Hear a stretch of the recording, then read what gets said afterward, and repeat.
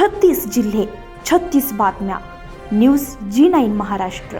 उत्तर तुमच्या प्रश्नांची.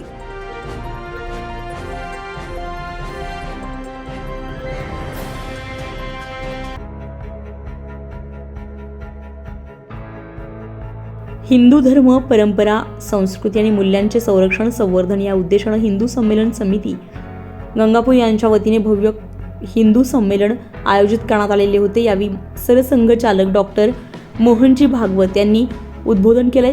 ते म्हणाले, जगाला हेवा वाटेल असा चारित्र्य संपन्न बलशाली समाज आपल्याला घडवावा लागेल. त्यासाठी आपला स्वभाव आणि आचरण तसे करावे लागेल. भारताच्या भविष्यासाठी हिंदू समाजच जबाबदार आहे. त्यासाठी हिंदू समाजाने स्वतःच्या आचरणातून समाज परिवर्तन घडवून आणण्याचं आवाहन त्यांनी केलं.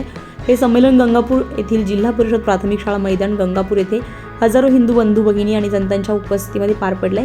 या संमेलनासाठी हरिभक्त परायण गुरुवर्य भास्कर गिरीजी महाराज, श्री क्षेत्र देवगड संस्थान हरिभक्त गुरुवर्य महंत रामगिरीजी महाराज, मठाधिपती गोवर्धनधाम, श्री क्षेत्र सरलाबेट, जगद्गुरू श्री जनार्दन स्वामी आश्रम, श्री क्षेत्र वेरूळ यांची प्रमुख उपस्थिती होती. या कार्यक्रमाचं प्रास्ताविक सुनील छत्रे यांनी केलंय. त्यांनी या संमेलनाची पार्श्वभूमी मांडली आहे. हिंदू संमेलन समितीचे अध्यक्ष कृष्णाजी मन्हाळ यांनी आभार व्यक्त केले आणि पसायदानाला कार्यक्रमाचा समारोप केलाय.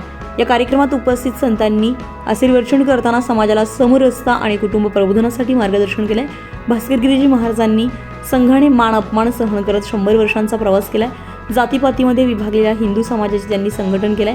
आता हिंदू समाजाने सामाजिक एकोपा ठेवून वाटचाल करावी असं आवाहन केलं. रामगिरीजी महाराजांनी बांगलादेशात हिंदूंवर होणाऱ्या अत्याचाराकडे लक्ष वेधले. ते म्हणाले, आपल्याला संघटित राहावं लागेल. आपल्या समाजातील जातीवादाचे समूळोच्चाटन करावे लागेल. त्यानंतर शांतिगिरीजी महाराजांनी समाजाने आपल्या संस्कृतीचे आचरण करणं आवश्यक असल्याचं प्रतिपादन केलंय.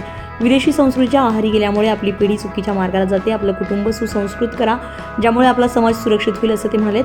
गाथामूर्ती रामभाऊजी महाराज यांनी लिखित स्वरूपामध्ये आशीर्वचन संदेश पाठवलाय. या कार्यक्रमाचा उद्देश फक्त सफल करून समाजाने येथील संत संदेश आचरणात आणावा असं त्यांनी सांगितलंय.